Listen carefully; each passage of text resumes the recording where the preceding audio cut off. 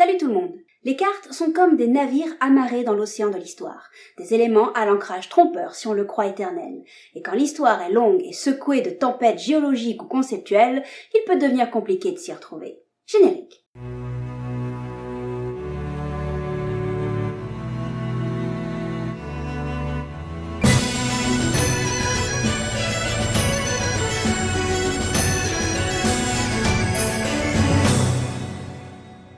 Les cartes de moyenne et grandes échelles détaillées dans la vidéo précédente ne sont pas trop sujettes à débat, mais celles représentant Ardar qui ont accompagné le professeur tout au long de son travail, évoluant parfois avec ses conceptions, sont des objets bien plus subtils à présenter. Il est donc fondamental de les replacer chacune dans son contexte historique tant diégétique, la phase de ce monde ayant changé à plusieurs reprises au fil des âges, qu'extra-diégétique. Ne vous étonnez pas de noms éventuellement différents de ceux que vous connaissez, car certains ont subi des modifications au cours des réflexions de Tolkien. Inutile d'insister sur ces changements qui peuvent intervenir sans que cela n'impacte le récit ou la chronologie. Les noms gardés dans le Silmarillion publié seront préférentiellement utilisés, à moins que l'ancien nom ne soit présent sur une carte, auquel cas on gardera ce nom tant que l'on parle de la carte, en indiquant ce qu'il deviendra ensuite. En tout cas, pour ce second volet de la série, il vaut mieux être un peu au point sur la chronologie des événements bouleversant la géographie du monde telle que définie dans les annales d'Aman. Si vous avez besoin d'une piqûre de rappel, vous pouvez éventuellement retrouver ces éléments dans la vidéo 3.1 ou aller lire quelques articles résumés sur Tolkien Hill. Ces précisions étant faites, bienvenue à bord. Vers 1918-1920, Tolkien esquisse ses premières conceptions géographiques. Un schéma vu du ciel représentant grossièrement les premiers temps du monde, plaçant notamment le Valinor, Utumna et le Isilomé, et un dessin plus travaillé, offrant une vue de coupe orientée est-ouest de ce monde au titre évocateur, I Vene Kemen, autrement dit la forme ou le vaisseau de la Terre. Et par ce dessin, on voit déjà la représentation d'un modèle plat flottant sur une mer extérieure, supportant différentes couches d'air. Ces dessins ont été publiés dans le Rumi 1 et sont détaillés dans ce livre et dans une moindre mesure sur Tolkien Gateway. Dans les années 30, Tolkien a bien en tête que l'apparence de son monde n'est pas fixe. Entre l'arrivée des Valar et leur départ à la destruction de Númenor, plusieurs visages se succèdent à la face du monde et rares sont ceux qui ont fait l'objet d'une illustration. On retrouve celle-ci en accompagnement du texte de Lambar Kanta publié dans le Rumi 4. Les deux premiers diagrammes accompagnant le texte de la forme du monde montrent de nouveau une terre de surface plane, si ce n'est un léger relief, et trois couches d'air enfermées dans une gangue. Le troisième, en revanche, montre qu'après la ruine des Númenóréens, le Valinor et Tol Eressëa sont extraits de la surface de la Terre et que cette dernière a désormais la forme d'un globe, le tout encerclé par les trois couches d'air déjà présentes dans les diagrammes précédents. Le quatrième dessin montre le monde vu du ciel, dont la surface solide est en forme d'œil. Coïncidence ? Certainement. Globalement, cette carte dresse les contours du monde entre la chute des lampes et la bataille des dieux. La cinquième et dernière esquisse correspond à l'état du monde après la bataille des dieux. On les regarde de plus près. Le diagramme numéro 1 est une coupe d'est en ouest et le numéro 2 est coupé selon l'axe nord-sud. Ces schémas, titrés Ilu, qui signifie tout, offrent donc une vue de coupe du monde d'avant la chute de Númenor, permettant de distinguer la partie solide du monde, ici appelée Ambar, les parties liquides, Ear signifiant mer en quenya, et ses couches d'air. Vista, l'air portant les oiseaux et les nuages, est posé sur la partie solide. Cet ensemble est englobé dans Ilmen, de plus faible portance, où flottent les étoiles et plus tard le soleil et la lune. Cette seconde couche d'air est elle-même englobée par Vaya, dont la substance est encore moins portante. Ilmen et Vaya sont plus comme des liquides en dessous d'Ambar. D'ailleurs, cet océan extérieur sera plus tard appelé Ekaya. Vous noterez que Vista ne couvre pas les terres les plus à l'est et à l'ouest, et cela a une certaine importance quant à l'expansion des enfants d'Eru avant la chute de Númenor, car Vista est l'ère de la respiration et du vol, contrairement à Ilmen, que la chair sans assistance ne peut supporter. D'ailleurs, lorsque les Valar organisent la dissimulation du Valinor, ils renoncent à refermer complètement les Pelori, les montagnes du Valinor, et laissent la brèche nommée Kalakiria ouverte, car tous ceux de la race elfique, même les Vanyar, doivent respirer parfois l'air extérieur et le vent venant par-delà la mer depuis les terres de leur naissance. Pour séparer le monde de Kuma, le vide, Ilurambar en chasse le tout. C'est une gangue plus froide que la glace, plus dure que l'acier et plus transparente que le verre. L'emplacement de la porte de la nuit est indiqué sur le côté ouest. Au centre des deux diagrammes, on lit les mots Endor, qui signifie le point central du monde, et Pelmar, qui est un nom elfique pour le continent de la Terre du Milieu. Au nord et au sud, les mers se déversent et gèlent à cause du froid ambiant, devenant des ponts de glace s'avançant dans Vaia. Si d'autres points de détail vous intéressent, tout est dans le Romy 4. Et le site Tolkien Gateway compte un excellent article sur l'ensemble de ces cartes. Ce schéma est fort avare d'explications. Il représente le monde devenu sphérique après la chute de Númenor, toujours selon le même plan de coupe que les deux précédents. La surface plane des anciennes terres s'est bombée et de nouvelles sont apparues de l'autre côté du globe. Toutes les couches d'air englobent désormais la partie solide, mais il n'est pas dit pourquoi ils mènent à l'air séparé en deux, ni ce que représente le tracé en arc de cercle. Donc si vous avez des pistes ou des hypothèses, n'hésitez pas à commenter. En revanche, le trait rectiligne symbolise la voie droite qui mène à Tol Eressëa et au Valinor. Par contre, pourquoi y a-t-il un autre trait en symétrie également appelé voie droite? C'est un autre mystère de ce diagramme. Cette carte est très fournie et lisible. Elle décrit le monde à peu près à la 500e année valienne selon le décompte des premières annales du Valinor, comme l'indique l'annotation en haut à droite. La partie solide est entourée d'Ilmen et de Vaia, mais contrairement à ce que laisse supposer le diagramme numéro 2, les glaces de El Caraxe ne s'étirent pas dans Vaia ou jusqu'au bord du monde. Mais compte tenu de l'absence de graphisme indiquant la glace aux 3 autres endroits où il devrait y en avoir, il est sans doute plus probable que la contradiction apparente entre les deux schémas soit plus due à un manque de rigueur de la carte numéro 4 sur ce point qu'à une véritable remise en question de ce qui est dit dans l'Ambarkanta. L'aspect de ces mers et de ces continents est déjà marqué par plusieurs événements. Les piliers des lampes ont fondu, la Grande Mer a été élargie repoussant et déformant d'autant le continent central et générant 4 grandes chaînes de montagnes. Les montagnes du Valinor ont été érigées, protégeant Valmar, ainsi que les montagnes de fer, remparts de Melkor et d'Utumna, son refuge. Compte tenu des événements suivants qui vont profondément bouleverser l'aspect du continent central, la carte ne peut représenter qu'un temps antérieur à la bataille des dieux. Pourtant, elle comporte des éléments datant d'une époque postérieure. Les îles magiques et Tol Eressëa, comme le mentionne Tolkien dans la note en bas à droite de la feuille, mais aussi la cité des elfes de Valinor, appelée Tûn à l'époque. Et la mention de terre du soleil ou de montagne ou mur du soleil, à une époque où il n'y a aucune raison de penser à la future existence de cet astre, dénote aussi d'un certain anachronisme. Quant au tracé de la marche des elfes, nous avons vu dans une vidéo précédente qu'il existe une ambiguïté concernant la position chronologique de la bataille des dieux par rapport à cette marche, notamment dans les textes de cette phase d'écriture. Et le texte de l'Ambarkanta n'apporte aucun élément permettant de trancher la question. La mention du voyage des elfes sur cette carte est peut-être une preuve abondante dans le sens d'un départ des elfes avant la bataille des dieux, ou un simple élément anachronique comme l'est la présence de Tûn. Le mot Beleriand a été entouré au crayon et une flèche semble l'amener à l'endroit où la marche des elfes atteint la Grande Mer.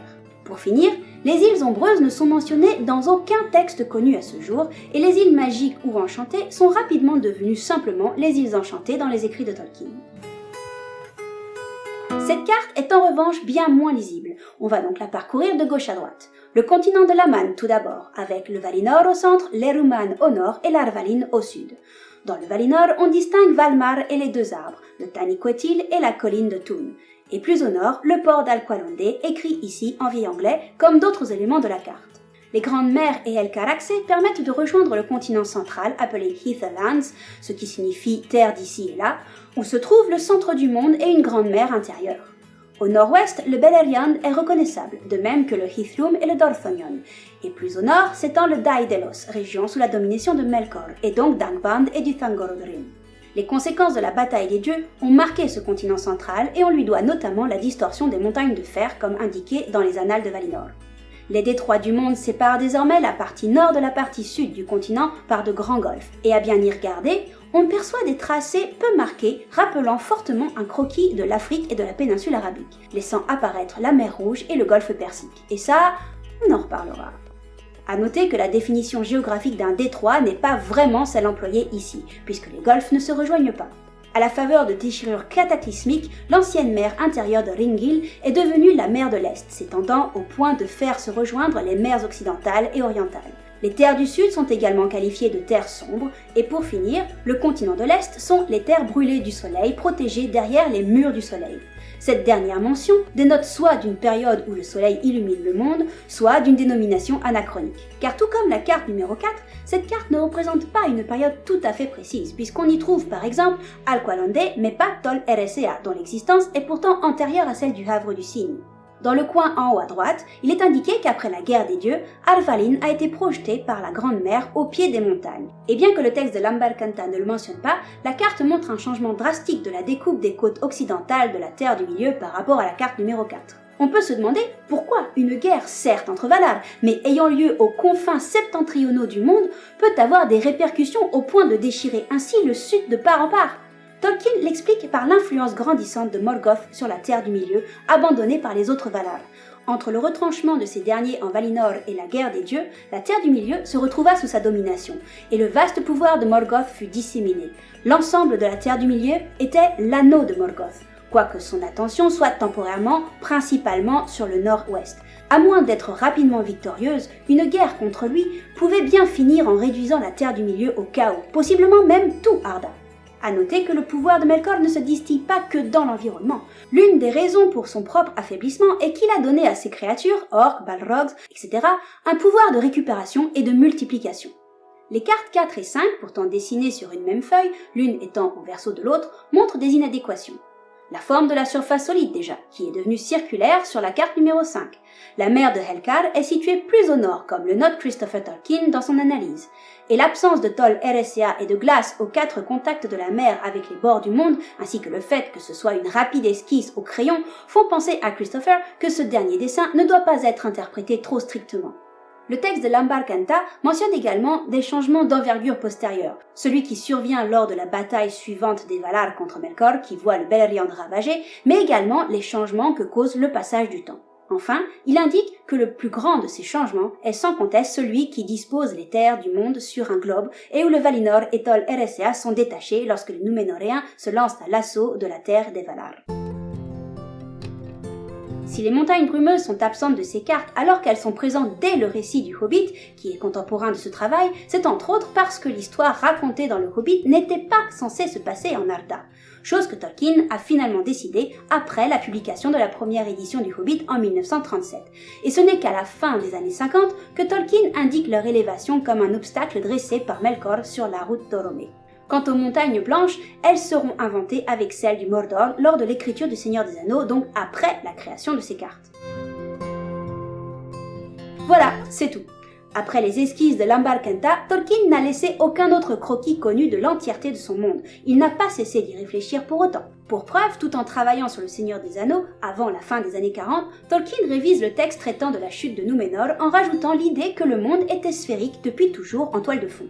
Il reprend également l'Ainulindale, ce récit décrivant comment le monde est venu à être, pour en faire une nouvelle version où les terres sont sur un globe, où le soleil est créé au moment où le monde prend corps et où la lune est conçue avant que ne s'éveillent les elfes. Mais comme on le verra dans une autre vidéo, cette idée d'une surface sphérique dès le départ est ensuite abandonnée pour être de nouveau l'objet d'intérêt après la publication du Seigneur des Anneaux, à la toute fin des années 50.